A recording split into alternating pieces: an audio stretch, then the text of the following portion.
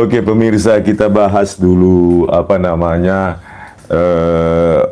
dosa-dosa dari Sri Mulyani, ya, apa namanya, Luhut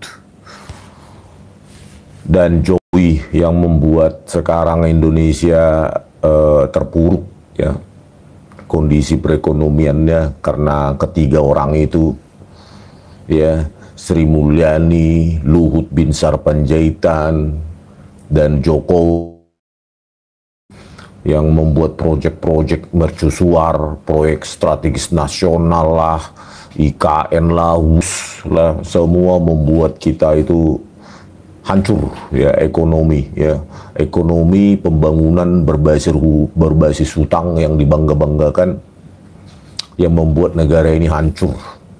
Ya, warisan hutang yang diwariskan oleh Joko Widodo, ya, sampai menembus antar generasi nanti. Saya yakin 8.500 triliun ini akan tembus sampai puluhan ribu triliun, belasan ribu triliun tahun 2030-an. Ya, sudah saya simulasikan itu. Kalau bunganya 6%, maka 8.500 triliun, dihutang lagi 500 triliun per tahun, maka terus akan menanjak. Itu cuma model matematika biasa saja, ya. Ya, 8.500 triliun ini tidak akan pernah bisa diselesaikan dalam satu generasi ini. Ya, si Luhut sudah membusuk di kuburan, ya, generasi ke depan tetap aja Luhut, Sri Mulyani, Joko Widodo sudah membusuk di kuburan, nanti sudah menjadi tulang belulang, ya, generasi mendatang tetap akan membayar hutang yang mereka buat. Inilah makanya hutang antar generasi, ya, hutang antar generasi. Si Luhut sering bilang menantang, mana ini PDB dari apa, produk domestik bruto masih di bawah 60%, masih aman, prudent. 40% masih dari PDB, ya, nggak disisakan untuk PDB sampai pemerintahan berikutnya, dipepet-pepet sampai batas sesuai dengan undang-undang 60% PDB, ya.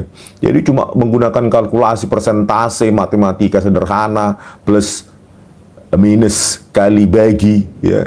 Kalau di engineering jauh lebih rumit, ya. Jadi kalau menghitung bunga aja ini, ya, itu cuma model matematika anak SD pun bisa, ya. Sampai kapan kita bisa apa namanya melunasi hutang warisan Joko Widodo ini antar generasi, ya. Karena apa? Tidak akan pernah berhenti gali lubang tutup lubang, gitu, ya. Makanya saya bilang sampai membusuk pun nanti ketiga orang itu, ya, generasi antar generasi, ya, itu tidak akan pernah bisa lunas. Coba kalian simulasikan, ya, dengan bunga rata-rata 6% dan setiap pemerintahan terus mengutang sekitar 500 triliun per tahun. Kapan itu apa selesai 8.500 triliun?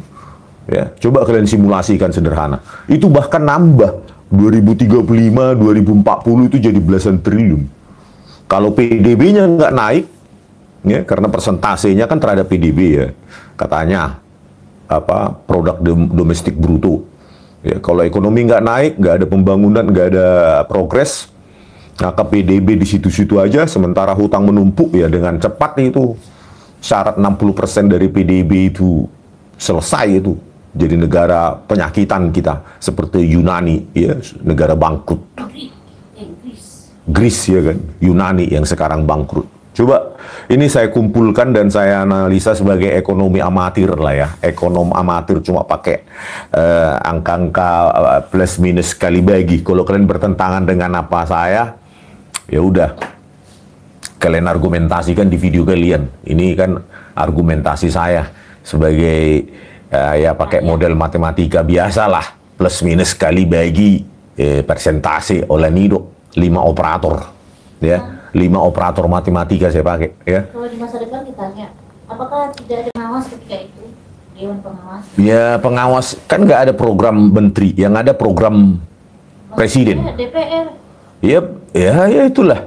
DPR-nya pun jadi corongnya termul, ya, bagaimana mengawasi dengan statement-statement prudentnya si Sri Mulyani, ya, selesai itu, ya. Dengan kata-kata kalau ditanya, iya, uang kita kelola secara prudent, tapi terus, ya, kereta api WUS itu dalam satu semester pertama 2025 saja itu hampir kerugiannya hampir tembus 1 triliun, 900 sekian miliar. Ya, itulah bayangkan. Berarti fungsi DPR atau partai bisa Itu cuma satu proyek. Ya, ini saya bacakan dulu bentar ya. Ini saya kumpul-kumpulkan lah, saya analisa ya sendiri ya. Total utang pemerintah Indonesia saat ini diperkirakan berada di sekitar ya 8.500 triliun. Angka ini mencakup pinjaman luar negeri, pinjaman dalam negeri, dan penerbitan surat berharga alias SBN. Ya, inilah yang sering dipakai oleh Sri Mulyani untuk menutupi defisit. Terbitkan surat berharga, terbitkan ya enggak Sri Mulyani? Ya, anak SD pun bisa menggantikan pekerjaanmu sebenarnya. Ya. Beban sebesar ini merupakan akumulasi dari defisit APBN yang ditutup dengan hutang, terutama di masa pandemi ketika penerimaan pajak merosot. Ya, pada saat pandemi pajak merosot, tetapi hartanya pejabat-pejabat itu justru saat pandemi naik. Ya, berarti pandemi itu dianggap sebagai bisnis. Ya, coba kalian cek. Ya, pajak hartanya pejabat-pejabat itu pada saat pandemi naik. Ya, bisa bisnis suntik lah, bisnis vaksin lah, bisnis ini, bisnis itu. Ya. Gitu. Naik semua, tapi rakyat yang miskin. Jika kita menggunakan bunga rata-rata hutang, ya. Rata-rata hutang sekitar 6% per tahun. Ya, jika menggunakan matematika dasar saja 6% per tahun, bunga itu ya yang ditarik oleh Jokowi, Luhut, Sri Mulyani ya. 6% saja per tahun, maka beban bunga saja mencapai hampir 510 triliun per tahun. Bunganya saja itu 510 triliun per tahun. Artinya lebih dari setengah kuadriliun rupiah APBN. Ya, artinya harus dialokasikan hanya untuk membayar bunga. Itu pun bukan untuk membayar pokok. Jadi bunganya saja 510 triliun. Itulah ya, sampai nangis-nangis kemarin itu siapa kemarin ya, itu Sri Mulyani atau hari ini nangis-nangis seolah-olah udah hebat kali ya. Ya iya, karena ditangisi. Karena apa? Sampai 300% gajinya di pegawai di Kemenkeu dinaikkan oleh Sri Mulyani. 300%. Ya, anak emas dari PNS. Ya wajar mereka tangisi. Nanti jangan-jangan diturunkan oleh atau dikurangi oleh menteri yang baru kan. Nangislah mereka. Mereka tangisi dewa-dewi mereka itu. Ya. Beban ini sangat besar, bahkan melebihi total anggaran kementerian tertentu seperti Kementerian Pendidikan atau Kementerian Kesehatan. Ya, jadi bunganya saja 510 triliun. Ya, dengan utang rata-rata cuma 6% per tahun. Bunganya saja sudah 510 triliun. Melebihi anggaran untuk Kementerian Pendidikan maupun Kementerian Kesehatan. Setahun paling cuma berapa ratus triliun untuk Kementerian Pendidikan ratusan juta orang. Kesehatan ratusan juta orang. Inilah akibat utang ugal-ugalannya si Joko Widodo, Luhut Binsar Panjaitan, ya, atau siapa si Sri Mulyani. Luhut bilang, datang ke kantor saya pada saat dia ke Menko. Siapa yang enggak ini? Padahal cuma model matematika biasanya. Ya, persamaan apalah itu plus minus kali bagi presentasi. 5 operator matematika bisa. Ya. Datang, siapa yang nggak tahu? Bele, model matematika sederhana dulu, Luhut, bapak lama. Ya. Dalam 5 tahun, dengan asumsi utang tetap 8.500 triliun dan bunga stabil, anggap aja bunga stabil 6% rata-rata.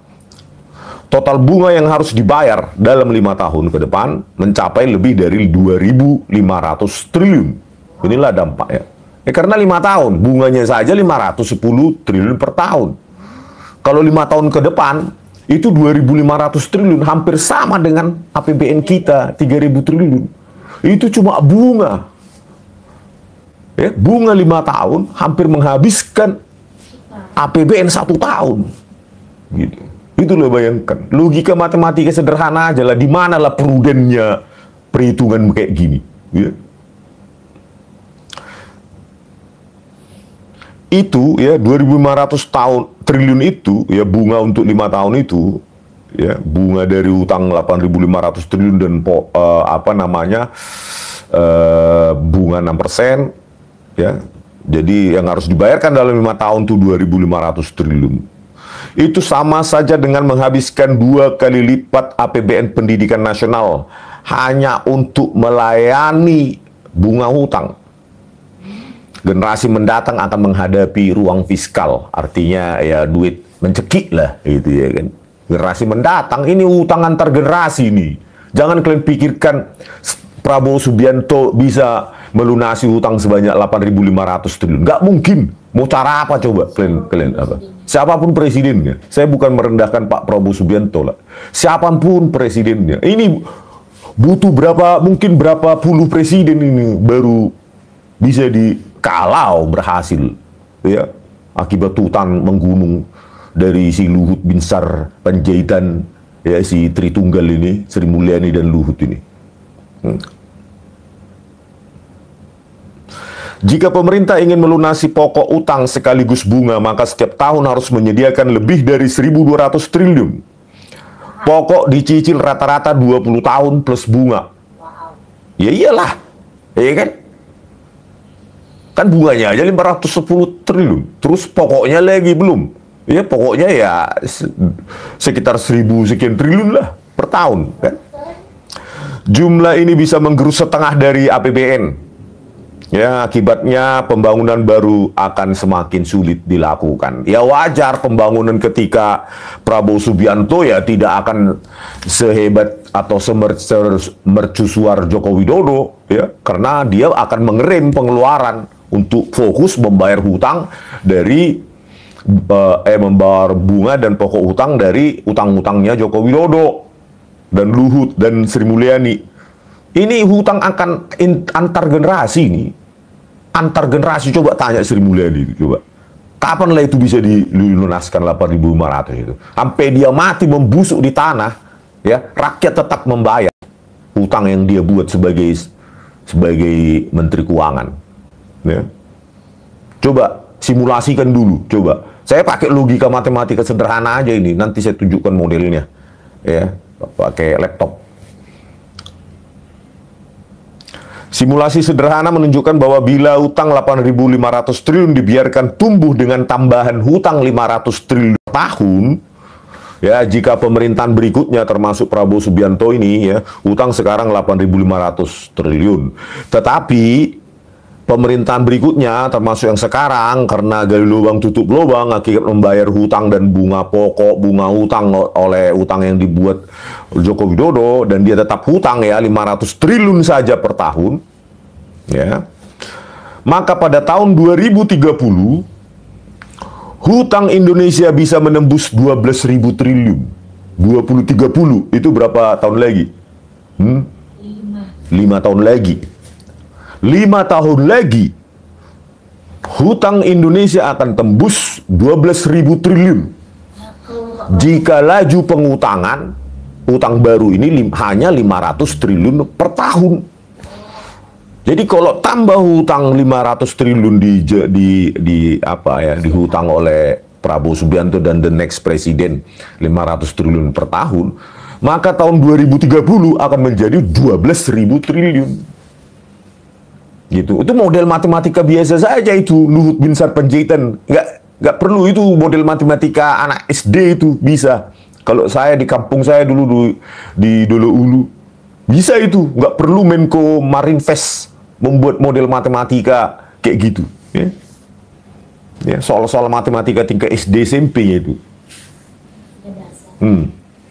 Bayangkanlah 2030 akan 12.000 triliun. PDB berapa? APBN berapa saat itu? Mampu nggak? Terus pokok utang nambah, bunga utang nambah, bangkrut 12.000 triliun.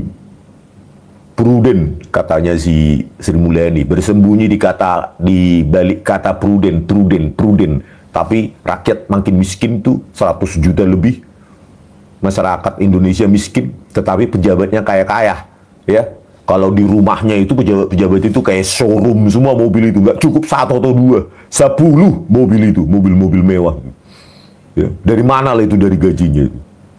Ya. 2030, 12.000 triliun. Asumsi tiap tahun nambah utang 500 triliun dan bunga 6%. Ya. Apalagi Sri Mulyani itu kan sering kali kalau udah keperluan mendadak dia kan diterbitkanlah surat apa itu SBN itu surat berharga, ayo beli sekian persen, 5%, 6% per tahun, 7% untuk dapat dana cepat. Ya, kalian puja-puji lah si Mulyono itu. Bangkrut kita dibuat di orang itu. 10 tahun saja ya bangkrut. Ya, KPK dilemahkan, keuangan finansial hancur, dikelola dengan cara anak SMA, SMP. Seruput dulu kopinya le, bentar lagi le. Ya kan. Agak serius ini soalnya pakai matematika dikit. Ya tambah kurang kali bagi persentase ya nggak Luhut. Botoh Luhut on. Model matematika sederhana oh. Ya bak. Ya, jenderal. Oke lah ya. Jadi tahun 2030 utang Indonesia bisa menembus 12.000 triliun kalau menambah utang baru terus 500 triliun. Itu pun kalau coba 500 triliun ditambah. Kalau 1.000 triliun per tahun ya habislah kita ini. Gagal. Makanya negara-negara tetangga Asia Tenggara pun sudah was-was ini. Ini Indonesia ini diproyeksikan gagal. Ya, fail state, fail country. Mereka pasti ya hitungan sederhana begini aja. Ya. Ada yang senang kalau Facebook. Ya nggak tahu mereka senang atau apa ya kan? Ya. Aku rumus ini le, Y sama dengan Aceh. Persamaan apa itu le? Pangkat 7 ah. Oke. Angka ini akan menciptakan beban bunga lebih dari 700 triliun per tahun. Jadi kalau 12.000 triliun nanti per tahun hutang tahun 2030, bunganya saja sudah 700 triliun Sri Mulyani. Botoro 700 triliun itu cuma bunga. Belum pokok. Kalau APBN kita cuma sekitar 3.000 triliun terus, 3.000 triliun terus, 2030 bubar Indonesia ini. Bangkrut. Bangkrut. Ya. 12.000 triliun tahun 2030. Bunganya saja 700 triliun. Kalau pokoknya anggap 1.000, sudah 1.700 triliun per tahun. Pokok dan bunga. Kalau APBN saat itu cuma 3.500 triliun, sudah selesai negara ini. Utang lagi ke Tiongkok. Ya, Tiongkok Development Bank, China Development Bank, ya. Seperti WUS dan lain-lain. Angka itu ya 700 triliun per tahun bunga itu sangat membebani generasi muda yang baru masuk dunia kerja, langsung pajak nanti ditaikkan. Pasti nanti PPh, oke, baru masuk. Ya, karena beban negara ini bla bla bla. Ya. Terus apa namanya? Naikkan PPh. Kalau sekarang PPh berapa persen? Oke, naikkan lagi. PPN naikkan sampai 25%, 30% seperti di Eropa. Ya. Kalian termul, otak kalian kemana? Ya mungkin kau akan membusuk pada saat ini sudah terjadi. Tapi pikirkan kalau kau punya anak, punya cucu. Gitu. Bagaimana nasib Indonesia ini kalau begini 2030 12.000 triliun utang, ya, anakmu juga cucumu yang akan membayar, ya. Generasi mendatang juga akan menghadapi pajak yang berat, pasti itu yang lebih berat. Untuk membayar utang, ya, penerimaan negara harus ditingkatkan lewat apa? Pajak. Jika penerimaan pajak stagnan, maka opsi logis adalah menaikkan tarif atau memperluas basis pajak. Diperluaslah, angkringan pun tarik pajak. Pokoknya semua aktivitas ekonomi ditarik pajak. Misalnya ngambil rumput untuk kambing. Oh ya, sekilo sekian pajak untuk negara gitu. Jadi orang ngambil misalnya ya mencabut ubi pun di ladang gitu untuk kita makan. Pajak untuk rakyat. Begitu, akan begitu. gitu loh. UMKM pun sekarang semua sudah pajak kan, yaitu akan diperluas kebun binatangnya, ya kita gemukkan binatangnya, kita perluas kebun binatangnya. Ada seseorang yang pernah berjanji di kampanye itu, ya, yang menjanjikan 19 juta lapangan pekerjaan, ternyata kerjanya cuma ngintip-ngintip pos kamling tengah malam. Karena kan UMKM disuruh pakai aplikasi. Ya, jadi opsinya ya kalau 12.000 triliun hutang nanti tahun 2030 pasti diproyeksikan Pak Prabowo Subianto ini. 2030 Pak, berapa aja hutang Indonesia Pak? Akibat si Joko Widodo ini. Aduh, dai. Maka opsi logis yang dilakukan pemerintah adalah satu, menaikkan tarif. Ya, semua tarif tol bla bla bla semua yang fasilitas umum ya. WC di apapun nanti, WC di bandar pun nanti 50.000 nanti per masuk. Ya, tarif listrik, tarif air, tarif apa semua pasti. Atau memperluas basis pajak. Artinya mereka akan menyetor lebih banyak uang ke negara tanpa jaminan peningkatan kualitas layanan publik. Yang penting naikkan tarif, ya masukkan pajak, masalah layanan ya nggak peduli gitu mereka. Ya nggak peduli. Kalau kayak Sri Mulyani ini ya nggak peduli dia. Padahal ya dengan otak sederhana pun ya pasti bangkrut 2030. Apa yang bisa dilakukan coba Sri Mulyani untuk menghindarkan 2030 ini hutang Indonesia nggak naik, nggak sampai belasan ribu? Coba jawablah dulu. Kau katanya direktur terbaik, menteri keuangan terbaik sedunia akhirat. Ya. 2030 mudah-mudahan kau masih hidup, Sri Mulyani. Ya. Dan kau saksikan bagaimana hutang Indonesia makin melonjak. Selain itu ada resiko kurs rupiah. Ya jelas lah ya, pakai model kurs rupiah lagi tadi gitu ya, variabel kurs rupiah dalam model matematika kita. Nah, jadi sebagian utang Indonesia pasti berbentuk utang luar negeri dalam US dollar atau dalam China apa sih namanya? Renminbi atau apa ya? Dolar AS atau apa. Jika rupiah melemah, maka cicilannya dalam rupiah akan lebih mahal kalau kita masukkan variabel kurs rupiah dalam model matematika sederhana itu. Misalnya pelemahan rupiah dari 16.000 menjadi sekarang udah hampir 17.000 ya. 17.000 menjadi 18.000 ya, naik per dolar. Maka akibat fluktuasi yang cuma 1.000 itu saja bisa menyebabkan tambahan utang ratusan triliun. Apa nggak mau? Ya. Jadi Indonesia dengan menumpuknya hutang ini, ya, cuma variabel fluktuasi dolar saja kita mainkan variabel kurs rupiah tersebut bisa membuat hutang itu menaik baik bunga maupun pokok. Kan gitu kalau variabel kita masukkan variabel kurs. Ini belum variabel-variabel lain ini. Misalnya konflik sosial, politik dan lain-lain. Bencana alam. Bencana alam dan lain-lain, ya. Jadi banyak variabel yang bisa dimasukkan. Ya, bukan hanya tambah kurang kali bagi dari persentase utang, menambah utang 500 triliun per bulan, ya. Tambahan variabel lain, kurs rupiah, tambahan konflik sosial, bla bla bla. Jadi sedikit saja fluktuasi kurs rupiah bisa membuat Indonesia hancur. Makanya kita akan jadi boneka terus. Diamati kan.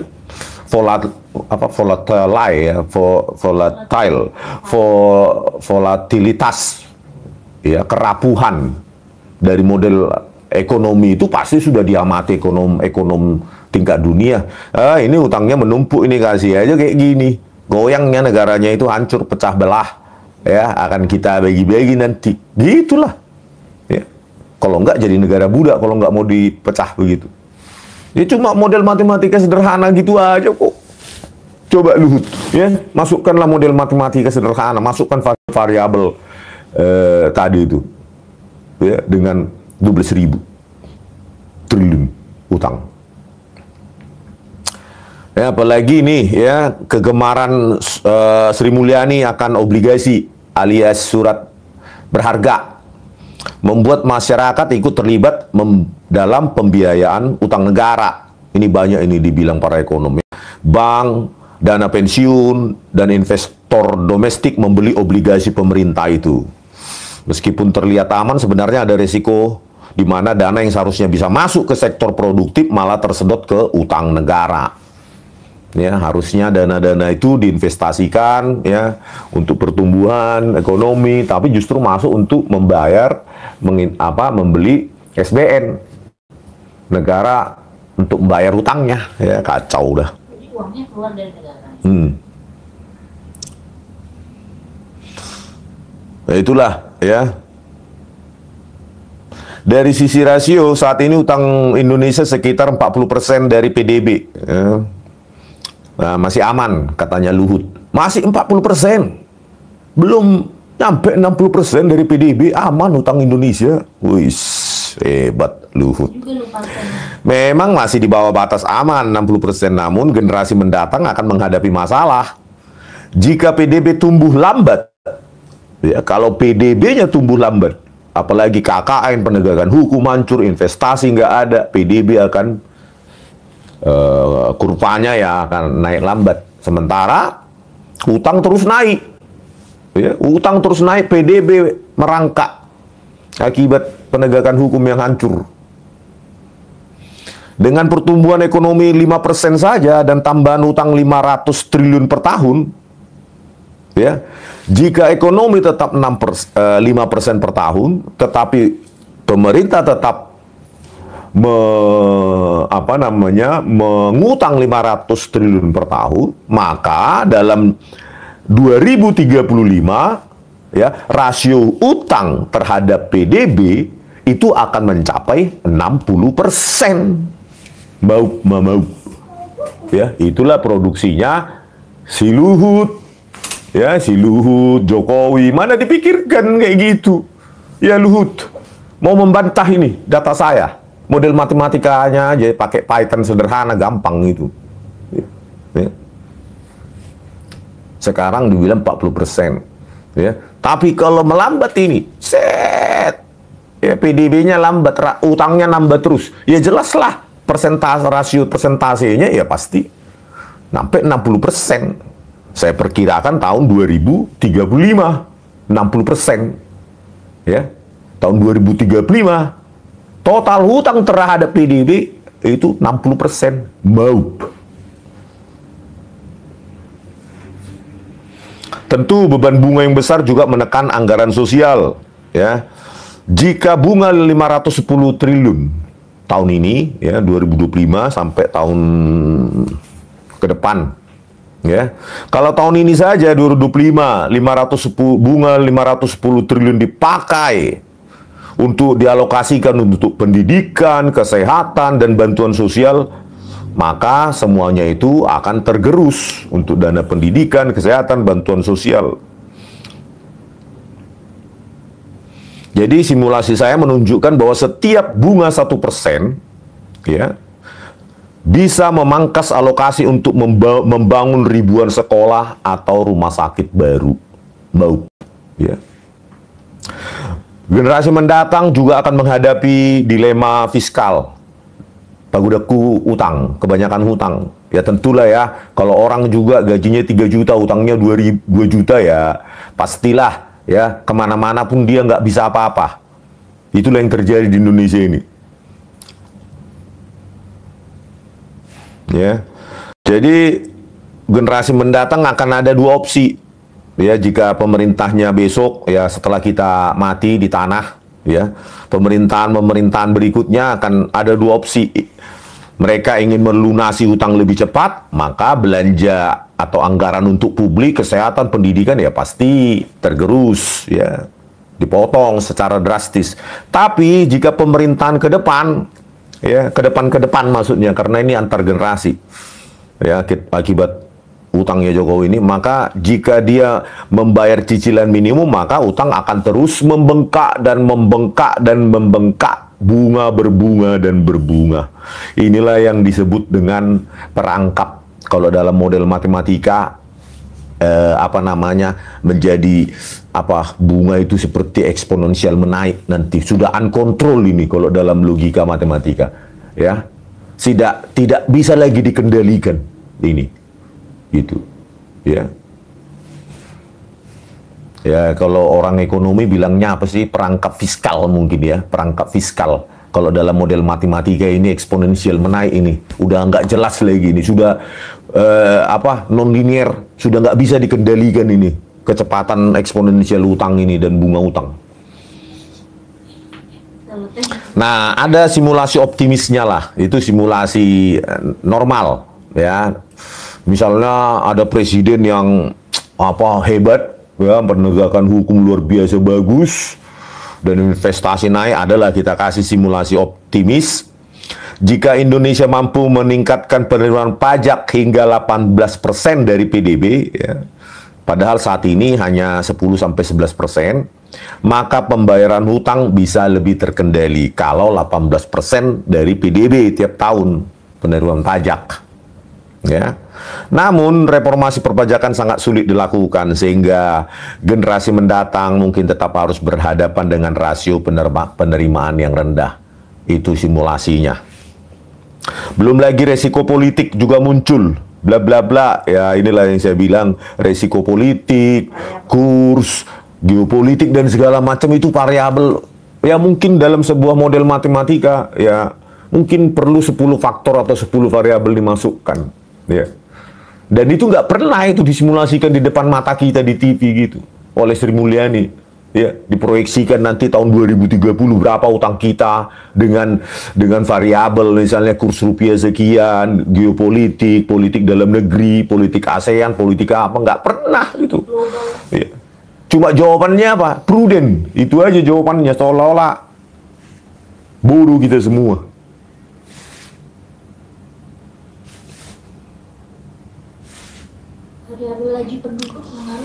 Simulasi fiskal menunjukkan bahwa jika utang terus dikelola tanpa reformasi struktural, ya maksudnya ya reformasi struktural di sini ya direformasilah ya, pajak itu pajaknya orang kaya diperbesar, pajaknya orang miskin ya jangan sama pajaknya orang kaya ya.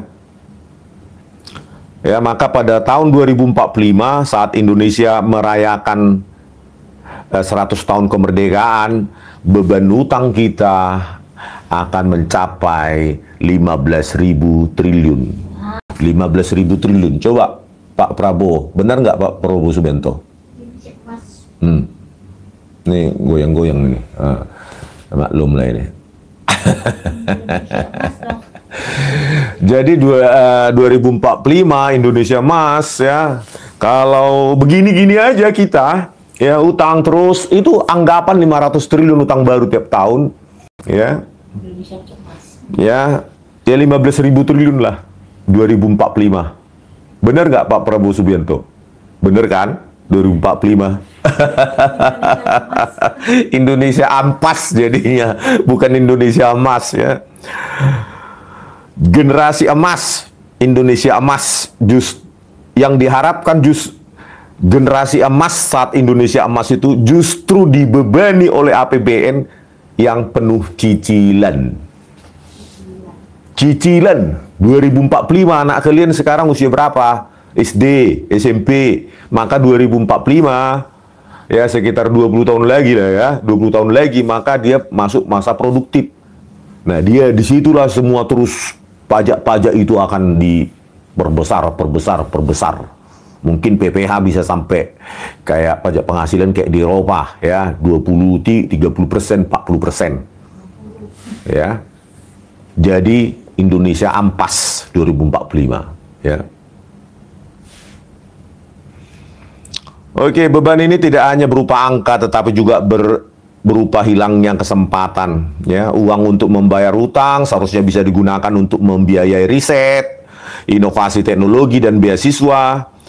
Generasi ke depan tahun 2045 maka mereka akan kehilangan kesempatan 2045 dengan utang menumpuk tersebut ya. 15.000 triliun pada tahun 2045 akibat kebijakan si Joko Widodo yang kalian puja-puji itu.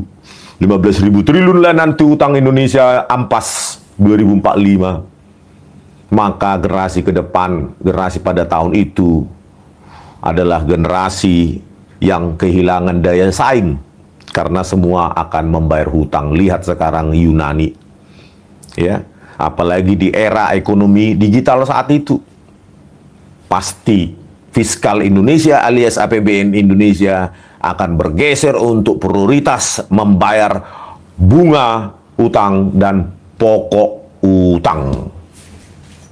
Coba siapa yang bantah? Ya. Jika tidak hati-hati, ya, maka Indonesia akan krisis.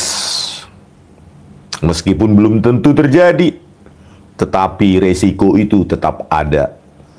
Krisis yang pernah menimpa seperti Yunani, Argentina, Sri Lanka, di mana generasi mudanya menghadapi pengangguran yang tinggi dan anggaran yang sangat ekstrim ketatnya, maka disitulah krisis datang. Saya nggak tahu sebelum 2045 kalau ini nggak dibenahi, maka Indonesia sudah masuk ke era ini, ya. Ya, model matematika sederhana aja. Mungkin model matematikanya Luhut Binsar Panjaitan lebih advance, tapi nggak pernah ditunjukkan sama kita, ya kan? Simulasi beban utang juga menunjukkan bahwa semakin besar pinjaman, semakin besar pula ketergantungan pada investor asing. Jika mereka menarik dana secara tiba-tiba, stabilitas keuangan dalam negeri bisa goyah. Generasi mendatang akan mewarisi kerentanan struktural dalam fiskal, dalam ekonomi. Dan tentu kedaulatan ekonomi nasional menjadi ilusi. Makin tergantung sama hutang, maka dia akan menjadi budak dari negara lain. Ya. Akhirnya warisan utang 8.500 triliun dari era Jokowi, Luhut Binsar Panjaitan, dan Sri Mulyani ini bukan sekedar angka biasa di neraca-neraca yang dipegang oleh mereka selama ini, tetapi ini adalah tantangan antar generasi. Ya, karena ini nggak bakal bisa sampai busuk pun kita di kuburan semua. Utang ini akan diwariskan ke generasi yang akan datang. Generasi mendatang akan diuji apakah mampu mereka mengelola utang dari si Luhut, si Binsar, sama si Jokowi ini. Ya, atau mereka berhasil atau justru terjebak dalam jebakan spiral fiskal. Ya, spiral, makin ke dalam ketidakstabilan. Kalau dalam model non-linear itu, masuk terus kayak black hole, ditelan sama black hole itu, ya, tidak stabil, maup akhirnya, ya. Oke, dengan demikian simulasi ini menunjukkan bahwa kebijakan utang saat ini sangat menentukan arah sejarah. Ya, sejarah Indonesia bubar, ya, kalau 2045 nanti Indonesia tertelan hutang yang mungkin 15.000 triliun, maka Jokowi lah presiden yang menentukan sejarah Indonesia masih eksis atau enggak tahun 2045. Saya kira kalau 20 tahun lagi 2045 saya pun sudah di kuburan, ya, tidak bisa menyaksikan itu semua. Tetapi ini bakal terjadi kalau gini-gini aja kita. Ya, kecuali dijual mungkin satu pulau sekian ribu triliun, satu pulau, begitu mungkin nanti solusinya, ya, daripada terjebak utang terus, ya. Jika tidak dikelola dengan benar, generasi mendatang akan mewarisi negara dengan keuangan yang rapuh, ruang fiskal yang penuh dengan hutang, dan kesempatan pembangunan yang pastilah sangat terbatas, ya, seperti di rumah tangga lah. Kalau utangnya kalau gajinya 5 juta atau 10 juta, utangnya 5 juta, nggak mungkin dia membangun rumah. Apa makannya, ya, apa sekolahnya, kan logika sederhana aja gitu, ya. Jadi begitulah, ya, proyeksi dari model saya, ya, pakai model matematika sederhana, itu pun variabelnya variabel ecek-eceknya baru cuma 3 variabel, ya. Kalau kita simulasikan lagi dengan variabel-variabel lain, ya mungkin lebih exactly. Cuma variabel-variabel itu kan nggak pernah dipertontonkan sama kita proyeksi ke depan 2045. Kenapa dibilang Indonesia emas oleh si Luhut maupun Jokowi maupun si Sri Mulyani. Model matematika apakah mereka pakai untuk memproyeksikan apa ini? Apakah 100 variabel atau apa ya kan?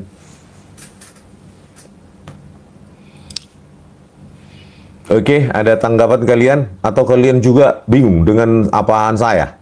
Mungkin bingung, toh maya telek, berarti tokin lebu bernama Indonesia. Waduh, ya kan? Ada variabel. Bayangkan dalam 10 tahun saja Joko Widodo, ya dari 2000-an triliun atau 1000-an triliun, bisa jadi 8.500 triliun kok. Ya, berapa persen itu kenaikan utang itu? Kan kalau ke 15 triliun cuma dua kali lipatnya aja kan, kurang dari 2 kali lipatnya saja kan, utang itu. Ya sangat masuk akal 2045 Indonesia ampas dengan utang 15.000 triliun. Ya. Variabel pertumbuhan penduduk, ya itu makanya laju pertumbuhan penduduk apa segala macam lah. Ya. Variabel itu harusnya kan model matematika itu langsung ditunjukkan kepada Indonesia, kepada rakyat pembayar pajak oleh Sri Mulyani. Coba model matematika dari ekonomi kita gimana? Gitu loh. Proyeksinya tahun 2045 berapa utang Indonesia? Berapa PDB kita? Gitu, ya. Oke, selanjutnya kita membahas tidak model ekonomi, tetapi inilah dosa-dosanya si Sri Mulyani, Jokowi, dan Luhut. Ya, kita rangkum aja lah.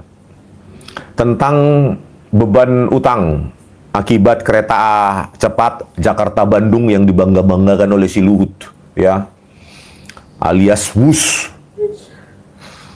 Secara resmi beroperasi sejak Oktober 2023. Namun seiring berjalan waktu, data menunjukkan proyek ini justru mencatatkan kerugian signifikan. Ya, bukan sekedar prediksi, dan kerugian itu sedang berjalan, ongoing saat ini.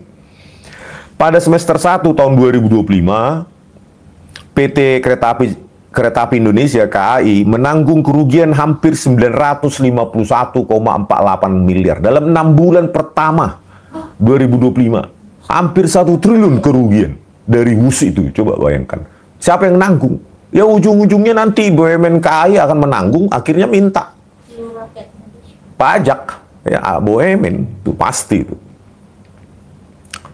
Ya kerugiannya dari PT KAI itu 951,48 miliar dalam semester 1 2025. Dari keterlibatannya di konsorsium PSBI, PT Pilar Sinergi BUMN Indonesia, pengelola WUS. Ya. Jika digabungkan dengan kerugian di semester 2 tahun 2024, total beban BUMN KAI ya, mencapai 1,9 triliun. Jadi dalam 1 tahun saja, ya, semester 2 tahun 2024 dan semester 1 tahun 2025, total loss, ya, kerugian dari kereta api cepat yang dibanggakan oleh si Sri Mulyani, Luhut, dan Jokowi itu menanggung kerugian 1,9 triliun dalam 1 tahun. Ya, itulah yang dibangga-banggakan. Ya, Indonesia telah punya kereta api cepat. Rugi terus. Kacau. Bahkan per tahun kalender 2024, ya, 1 tahun tadi semester 2 tahun 2024, semester 1 2025 ya 1,9 triliun. Sekarang per tahun kalender 2024, semester 1 dan semester kedua, kerugiannya menembus 2,69 triliun. 2,69 triliun, kalian baca di internet itu. Jadi angka-angka ini bukan prediksi-prediksi, ya. Ya. Jadi ini bukan prediksi, ini ongoing, faktual, sedang terjadi. Jadi bukan karena redaksi jurnalistik, memang ini faktual. Kalian search deh. Ya. Ya itulah mungkin tahun 2024 total loss-nya, kerugiannya 2,69 triliun, dan ini ditanggung siapa? Ini seperti time bomb, bom waktu. Ya, proyeknya si Jokowi, Sri Mulyani, dan si Luhut. Makanya tangkap mereka. Membuat negara ini bangkrut. Memang bukan sekarang bangkrutnya, pasti ke depan. Gitu. Bangkrut orang ini, proyek-proyek ambisius. Ya. Angka-angka ini tidak hanya sekedar redaksi ya. Mereka ya angka-angka ini tercantum dalam laporan keuangan KAI serta laporan mereka kepada Bursa Efek Indonesia. Kerugian tersebut berasal dari penyertaan modal KAI sebesar 58,53% saham di PSBI yang menjadi pemegang konsorsium proyek HUS. Tak hanya KAI yang terpukul, PT BUMN ini ya, Wijaya Karya, Wika juga mencatatkan kerugian akibat HUS. Pada semester 1 2025 Wika rugi sebesar 1,66 triliun, di mana 542,31 miliar berasal dari kontribusi PSBI. Secara keseluruhan, bukan hanya investasi awal yang tinggi mencapai 7,2 miliar dolar atau 116,5 triliun, ya, termasuk cost of run yang melebihi ya 19,4 triliun. Tetapi ya operasionalnya pun terus menelan kerugian. Ya, terus rugi dan rugi. Maka ini akan menjadi time bomb. Kalau saya jadi Prabowo, saya mangkrakkan itu daripada apa? Pertanyaan awal, berapa juta tiket lah untuk menjadi 1 triliun? Nah, nggak tahu. Tiketnya berapa itu?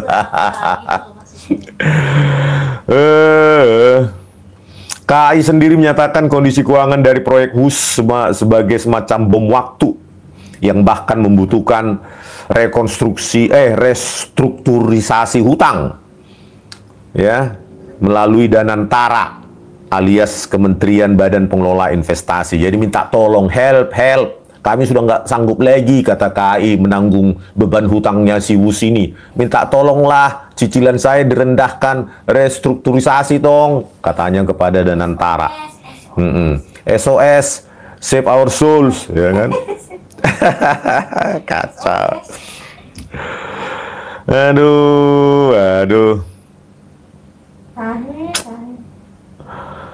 Ya, karena kerugian yang berkelanjutan ini, ya bayangkanlah 2,69 triliun kerugian di 2024, ditambah 1,9 triliun juga di 12 bulan terakhir, dan hampir 1 triliun hanya di paruh pertama alias semester 1 2025, maka kerugian yang berkelanjutan ini akan terjadi apa?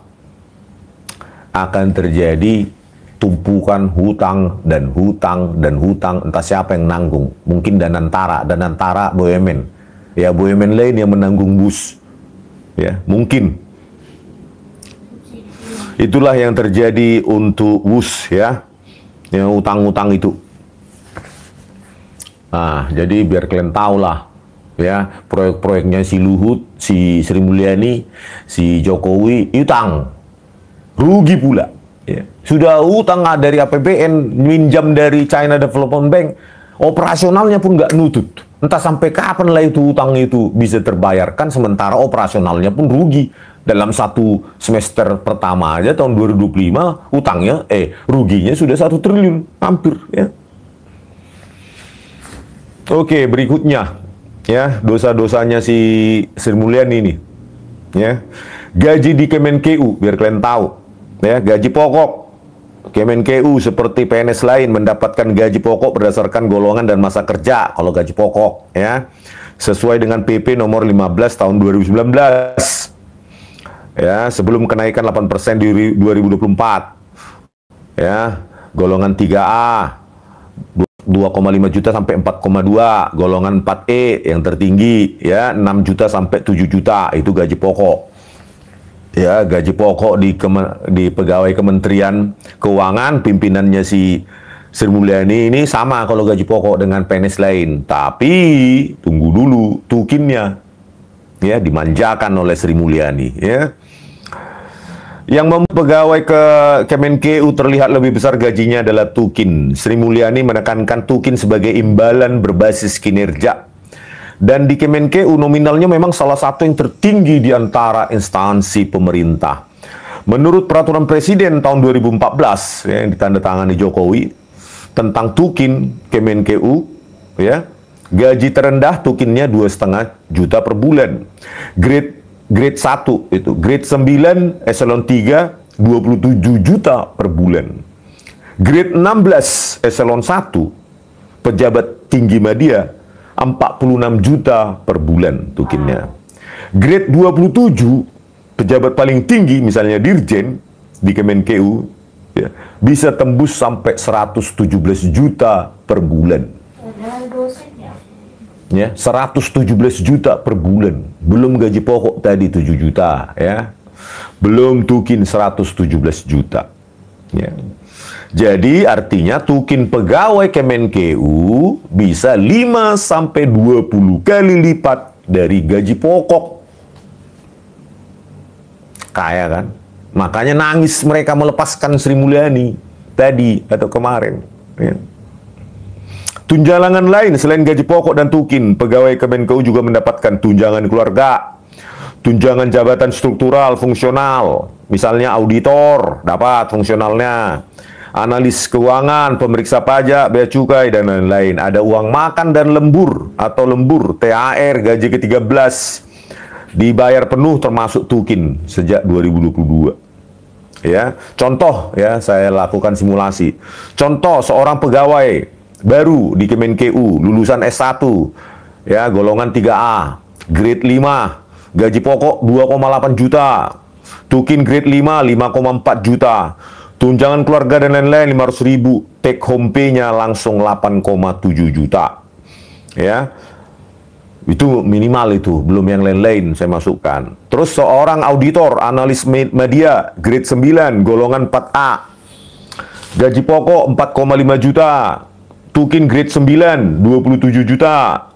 Tunjangan lainnya sekitar 1 juta. Ya, take home pay-nya 32 juta per bulan. Seorang pejabat eselon 1, grade 16 ke atas, gaji pokok 6,5 juta, tukin grade 16 46 juta, tambah lain-lain, anggap aja transport dan lain-lain 2 juta, maka take home pay-nya 55 juta per bulan. Jadi bahkan di level Dirjen, Direktorat Jenderal, grade 27 bisa mencapai 120 juta per bulan. Apa nggak nangis mereka melepaskan dewinya mereka, ya, yang memperkaya mereka? Ya, bisa 5-20 kali gaji PNS tempat lain ditukinnya itu, ya. Nggak mau tahu ngutang, yang penting mereka kaya gitu, ya. Dan mereka merasa bahwa pekerjaan mereka di Kemenkeu itu mereka paling berjasa untuk Republik ini, yang PNS lain enggak. Makanya dikasih 5-20 kali lipat tukin itu, ya. Pantasan mereka nangis kan? Di banyak kementerian lain tukin hanya 2-15 juta untuk eselon menengah, sedangkan di Kemenkeu bisa 25-40 juta untuk eselon menengah saja, level yang sama. Itulah sebabnya sering muncul persepsi bahwa gaji pegawai Kemenkeu super besar, anak emas di kalangan PNS, ya. ASN. Itulah, ya. Itulah prestasinya si Sri Mulyani. Apa nggak nangis mereka waktu dipensiunkan itu si Sri Mulyani? Ya kan? Nangislah, ya. Bisa sampai 40 juta, ya. Sementara PNS yang lain, boro-boro ya. Apalagi nggak PNS, guru honorer 2 juta aja dinaikkan, sudah berat itu Sri Mulyani itu. Iya. Dia anak muda. Jadi Kemenkeu secara gaji berada di puncak kesenangan, ya. Itu pun kalau nggak nyogok, ya. Kalau nggak malak-malak pembayar pajak. Sementara banyak kementerian lain itu berada di lembah tertinggal jauh. Nah, kementerian itu pegawainya memandang rendah lah, ya, pegawai lain. Apa kerjaan mulai? Dosen. Miskin ya kau. Ku taunya gajimu sekian, ya. Tukinmu pun berapa? Nah, tahe. Ya, makanya mereka sombong, ya. Ketimpangan ini adalah warisan dari Joko Widodo dan Sri Mulyani, ya. Jadi kalian puja-puji lettermul itu sampai mampus kau. Gimana kau melihat gajinya apa itu yang dibuat senang oleh Sri Mulyani di pajak itu, pajak. Jilat itu sampai mampus, ya. Oke, sekarang dosa-dosa yang berikutnya, ya, tentang IKN. Oke, total kebutuhan dana pembangunan ibu kota Nusantara diperkirakan ya oleh Joko Widodo sampai 466 triliun. Wih, pokoknya. Nah, investor ada berapa puluh? Siapa si Jokowi berapa itu? 120 investor berlomba-lomba ya kan?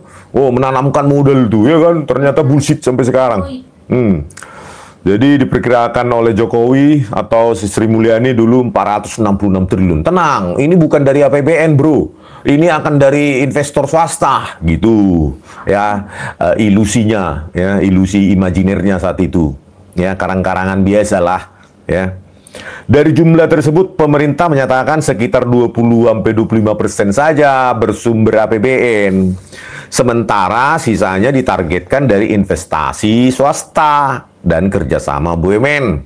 Artinya APBN akan menanggung sekitar 90-120 triliun saja dari 466 triliun. Begitu ceritanya. Ceritanya si Jokowi saat itu sama Sri Mulyani dan si Luhut. Ya. Jika dibandingkan dengan kebutuhan sektor publik, dana 100 triliun lebih sebenarnya bisa dialokasikan ke pendidikan dan kesehatan yang langsung menyentuh rakyat. Sementara IKN sekarang malah katanya semacam apa banyak pekerja apa itu di sana itu PSK katanya ya 100 triliun sudah dianggarkan tapi hasilnya nggak ada returnnya sama rakyat. Ya, pajaknya 100 triliun. Sampai kapan lah itu seperti itu, ya? Nah, jadi 100 triliun lah yang sudah digelontorkan dari APBN, ya, nggak tahu update-nya terakhir 100 triliun atau lebih, ya. Jadi kalau 100 triliun itu yang sudah digelontorkan oleh Sri Mulyani dan Joko Widodo, yang hasilnya sampai sekarang satu pun kementerian nggak ada yang mau pindah ke sana. Kalau kita ekivalensikan 100 triliun yang sudah digelontorkan oleh rakyat, ya, uang rakyat oleh Joko Widodo, ya, 100 triliun itu setara dengan 5.000 sekolah baru. Dengan estimasi 20 miliar sekolah. Harusnya uang itu bisa dipakai untuk membangun 5.000 sekolah baru.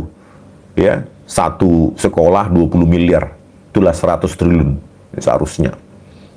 Atau 100 triliun itu ekivalen dengan memberikan cuma-cuma kepada rakyat miskin. Rumah satu unit 150 juta rupiah, maka rakyat miskin sudah bisa diberikan rumah gratis dan bagus 150 juta per unit. Sebanyak 666 ribu rakyat miskin harusnya bisa mendapat rumah gratis tersebut dengan dana 100 triliun itu, ya. Atau 100 triliun itu ekivalen dengan 50.000 proyek jalan desa. Atau yang diestimasi per proyek 2 miliar. Ada proyek jalan desa perbaikin lubang-lubang segala macam, 2 miliar proyek. Ada harusnya 50.000 proyek jalan desa harusnya bisa dipakai. Atau 100 triliun ini setara dengan 20 jalur LRT, ya, untuk di kota besar. LRT mengatasi kemacetan dengan 5 triliun per jalur. Ya, 100 triliun itu setara dengan 200 rumah sakit baru yang bisa dipakai untuk rakyat. Dengan anggaran berkisar 500 miliar per rumah sakit. Harusnya ada 200 rumah sakit baru. Ya. Terus 100 triliun yang dianggarkan untuk IKN secara membabi buta itu setara dengan 20.000 puskesmas atau klinik desa. Kalau kita estimasikan satu puskesmas itu bernilai 5 miliar. Ya. Atau setara dengan 100 triliun itu setara dengan beasiswa untuk 10 juta mahasiswa. Dengan beasiswa 10 juta per tahun. 10 juta mahasiswa mendapatkan benefitnya. Atau bisa dipakai untuk subsidi pupuk, untuk membuat harga pangan rendah, saya belum hitung. Atau bisa memberikan internet gratis kepada 200.000 desa. Kalau kita estimasikan dikasih anggaran 500 juta per desa untuk anggaran internet. Kalau nggak dikorupsi. Ya. Aduh, tahe. Ya itulah pemirsa, ya, dosa-dosanya si Luhut, si Sri Mulyani, si Jokowi, yang kalian puja-puji itu termul, ya. Mungkin kalian akan mati termul, tidak akan menyaksikan secara langsung dampak dari utang Jokowi di masa depan, dampak utang antar generasi. Ya. Saya nggak yakin 5 presiden berikutnya bisa menyelesaikan masalah utang ini. Ya. Nggak yakin. Ya. 2045, prediksi saya, hitungan matematika saya, utang Indonesia akan mencapai 15.000 triliun. Matematika sederhana. Ya, itu belum masuk variabel-variabel sepele, ya. Belum lagi katanya tol. Jadi bersiaplah, ya. Indonesia kalau kebanyakan utang pasti menjadi negara ampas dan menjadi budak negara lain karena kebergantungan terhadap utang. Tentu kalau ngutang negara kita pasti tangannya di bawah. Pak, Tiongkok minta utang dong. Berapa sama kau? Jultup, katanya. Mintalah Pak 1.000 triliun Pak. Kalau enggak kami akan krisis nanti Pak. Oke, sana cuci dulu piring itu di dapur, katanya. Ya kan? Begitulah. Kalau ngutang nggak mungkin tangan di bawah, tangan di atas. Tentu tangan di bawah. Ya disuruh apa aja mau. Oh ya nanti barangku ya masukkan. Pak, bagaimana dengan UMKM kami, Pak? Produk UMKM kami. Nggak mau tahu aku. Ya, yang penting barang-barangku masuk. Gitu, sukaku. Semua barang tanpa bea cukai atau tanpa apa. Ya kan? Sukaku. Kalau nggak, mampus kau. Negaramu hancur. Kan begitu kalau ngutang. Ya. Kalau ngutang nggak mungkin le tangan di atas. Jultup, minta utang. Minta dulu utang, 1.000 triliun. Kan nggak mungkin. Menyonggak-nyonggak kayak gitu. Ya kan? Masa orang mengutang memerintah-merintah, memarah-marahi, ya nggak mungkin lah. Disuruh ngesot pun ngesot. Gitu loh. Ya kan? Gitu. Ya. Itulah tantangan masa depan, itulah yang dirasakan oleh Prabowo Subianto sekarang dan presiden-presiden berikutnya. Makanya kalian yang nyapres nanti, ya, simulasikan dulu. Kalian buat dulu model matematika, ya, untuk nyapres berikutnya, bagaimana menyelesaikan masalah utang ini. Buat think tank untuk menyelesaikan masalah ini, ya. Oke, sampai jumpa. Termul dari tadi nggak apa ya, mungkin kalau bicara tentang angka-angka Termul otaknya langsung error dia, ya kan. Nah, nggak sanggup dia masalah matematika sepele aja, model matematika tambah kurang kali bagi persentase aja udah bingung dia Termul itu, ya. Itulah Termul, ya. Sampai jumpa di video kami selanjutnya. Horas.